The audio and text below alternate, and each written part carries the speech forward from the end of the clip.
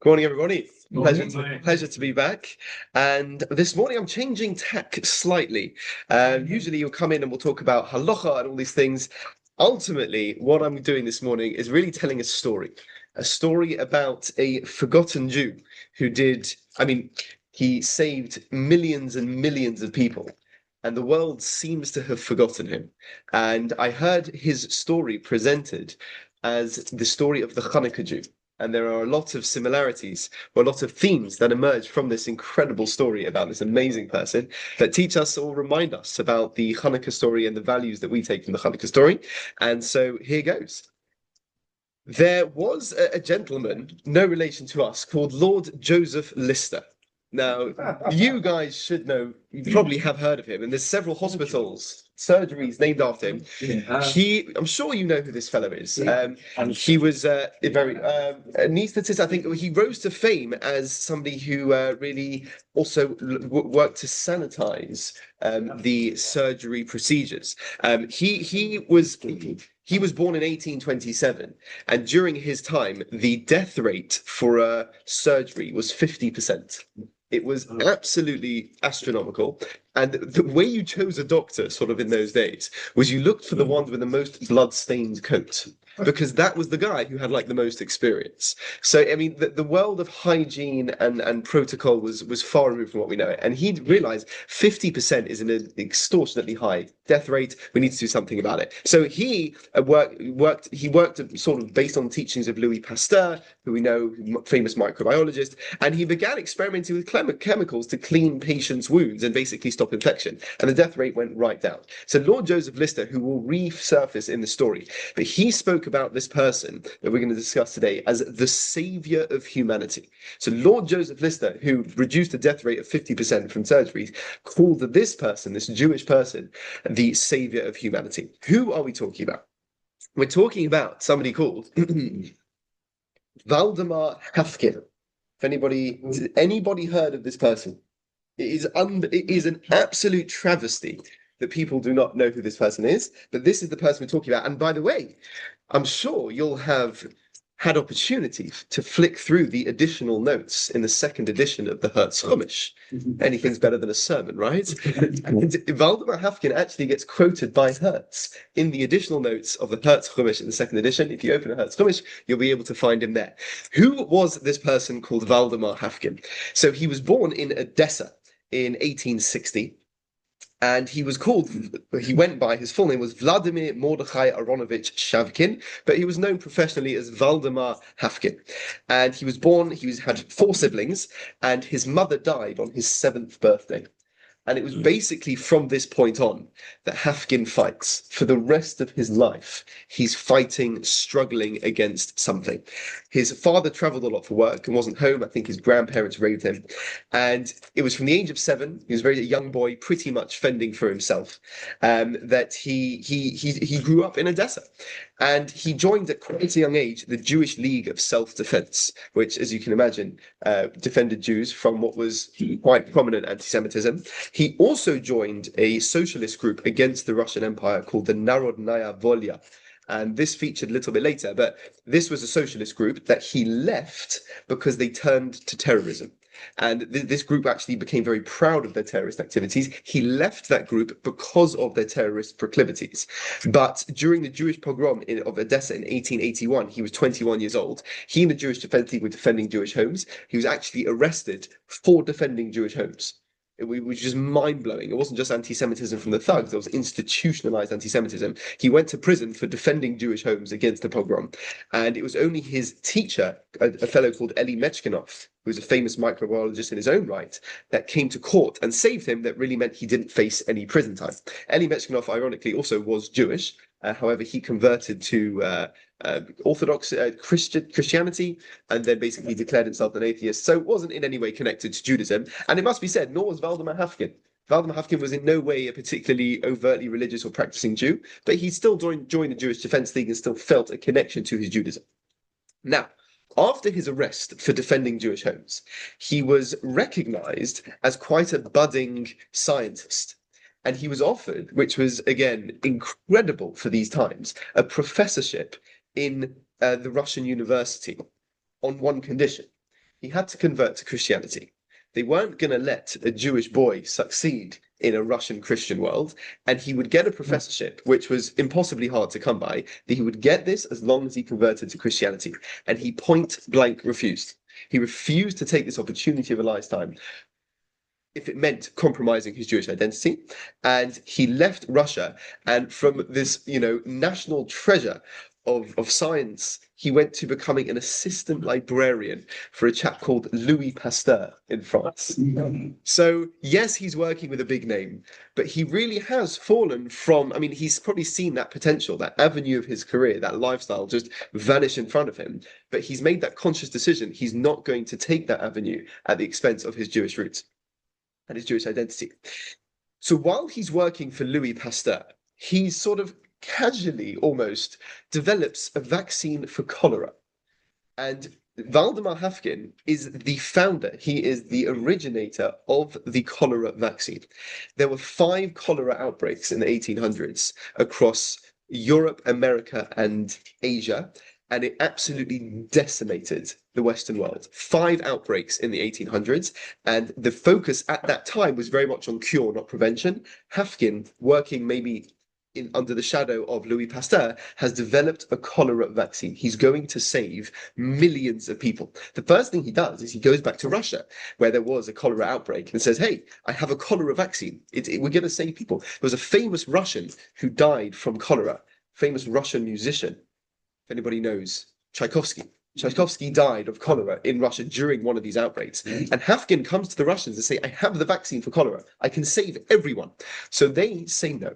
And there are 2 reasons they say no. Firstly, he's Jewish, and they're not taking any help from some Jewish boy that showed them up, not taking their professorship because he didn't want to convert to Christianity. And secondly, he wasn't a doctor. He wasn't a medically trained doctor. He's a microbiologist. So there's a bit of a skepticism and a bit of a distrust around him. So what do? They say, you want to try out your fancy new medicine? Go try it out in India. It's the most racist, white supremacist thing. You want to try out your funky new stuff? If it works on the Indians, we'll take it. If it not, it's their problem. Now, Haffkine's principle, this is one of his guiding principles, is he doesn't care who he helps. He's here to help anybody and everybody. And as a result, he goes to India.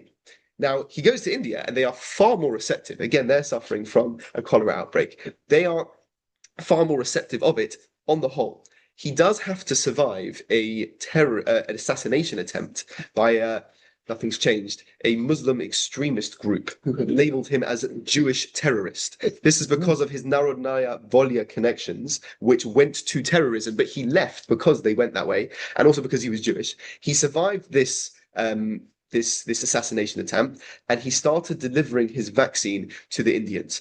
It was incredibly successful. There was a newspaper, there are pictures of it over here. So here, this picture and this picture are literal photographs of Valdemar Haffkine dressed immaculately, giving out vaccines in the slums in India. And over here is just a cartoon, sort of an illustration in a newspaper, demonstrating that he's giving out these vaccinations. And just to put it into context, between sort of the turn of the 20th century, so between about 1900 and 1926, there were 26 million doses of his vaccine given out in India, which is about something like 3,000 a day, every day for 26 years. And he was just relentless.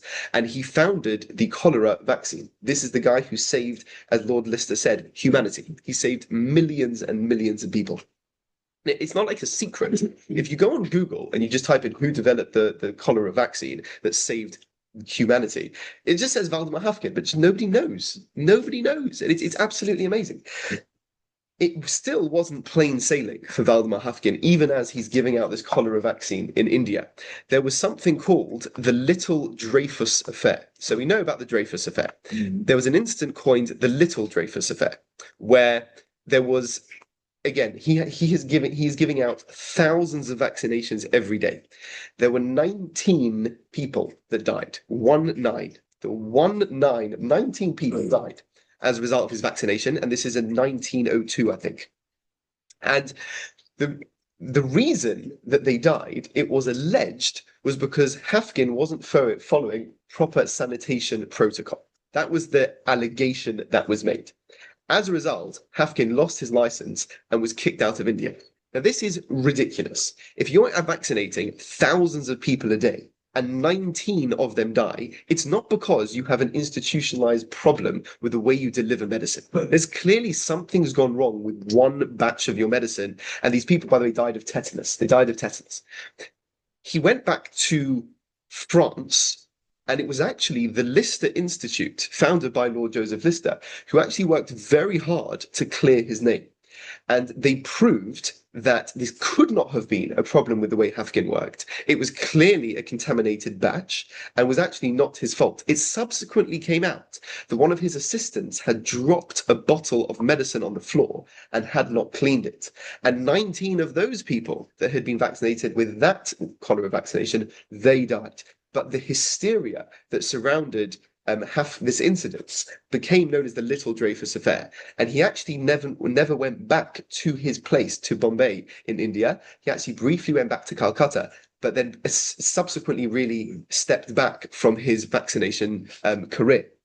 Now, of course, they still used his vaccination. They still used it and eventually made it to Russia. And the reason why we don't have cholera rampaging through the world today is largely because of Valdemar Hafkin. There was some recognition for Hafkin. You see over here, there is an Indian stamp dedicated to him. So there's a stamp dedicated to Valdemar Hafkin. And actually over here, we have an Israeli stamp, which is dedicated to Hafkin. This came out, I think, in the 1980s. And at the beginning of this stamp, you see this writing that's at the bottom there, is the beginning of his manuscript as he outlines his plans upon arrival to going to India. He also had a plague research facility in India named after him as the Hafkin Institute, which is over here, and I think is pretty much still there. But the world largely forgot all about Valdemar Hafkin, which is a real crying shame considering what he did. Now, just if that wasn't impressive enough, Hafkin also developed a vaccination for something that we know as the Black Death. So just because he had done cholera, he might as well do the Black Death as well. And he developed a vaccine for that as well. And the irony here is also fabulous because the Jews were blamed for the Black Death. And there are some people who say that Jews died in fewer numbers during the bubonic plague because we wash our hands more, so we're perhaps accidentally more hygienic. There's no evidence that I'm aware of to support that Jews died in fewer numbers. If anything, we get together in shul, breathe all over each other 3 times a day. We go to the mikveh, actually more communal perhaps than most. So there's no evidence that I'm aware of to suggest that Jews died in greater numbers. But Jews were blamed for the Black Death because, hey, why not? Let's just blame the Jews.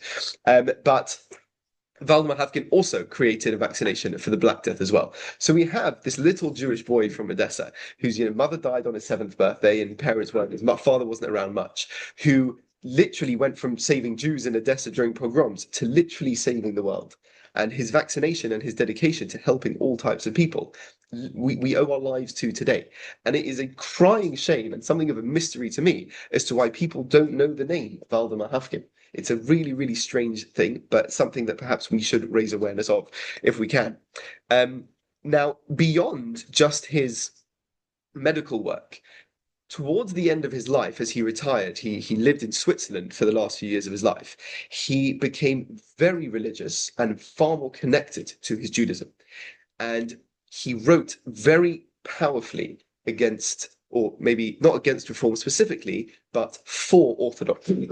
He wrote an essay called A Plea for Orthodoxy, which was published in something called the Menorah Journal, which further links this story to Hanukkah. But it was published in the Menorah Journal, and he really tries to encourage people and make them realize the value and the importance of Orthodox Judaism. So not only has he fought for human life, not only has he fought for physical Jewish existence in Odessa, but towards the end of his life, he fights for Judaism as an authentic religion. He spends a lot of money supporting yeshivas, Torah learning, and he passes away in Switzerland. I have a PowerPoint I can show you, but if you Google his grave, he has in Hebrew and in French an inscription which again testifies to the incredible work that he did for humanity and how he had this universal approach that a human was a human and he's happy to save anybody that comes across his path. And it's an incredible story on its own rights and on its own merit. It deserves to be displayed everywhere, and people should know him as they do Lord Lister. There's an amazing anecdote. Lord Lister was actually introducing Hafkin to a very big politician in the sort of Middle East and the Indian scene. And he says, and Lord Lister, who's very, very impressed with Hafkin, says to this dignitary, he says, this Hafkin guy, he's developing a cholera vaccine. He's going to save everybody. And this dignitary says, if you manage to do this, if you manage to create a cholera vaccine, I will build a statue to you in my town. And Lister says, it's got to be a golden statue. This was the regard with which Hafkin was held. And he's an amazing person.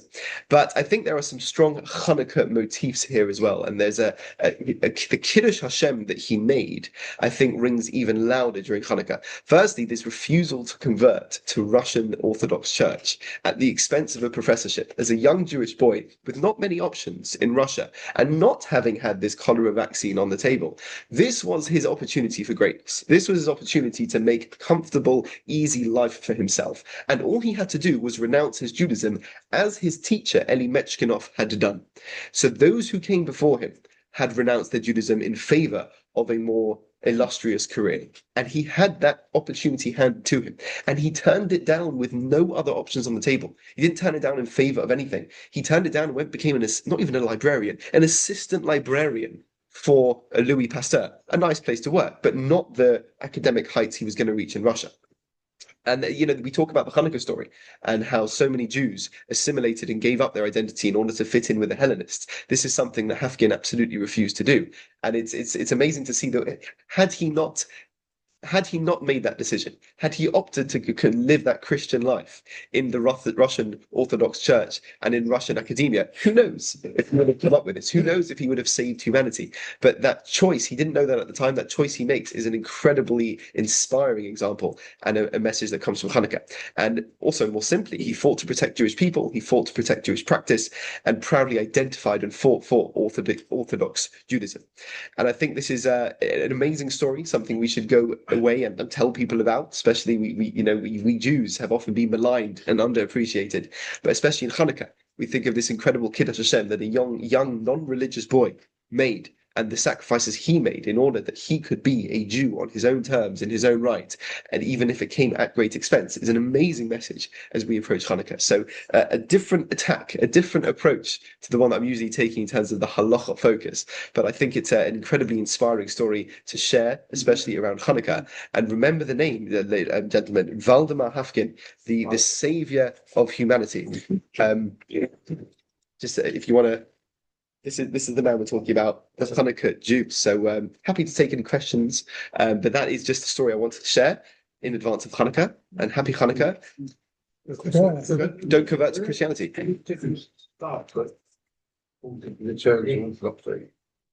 don't know. I'm not aware of it. I'm not aware that there was a particular incident. I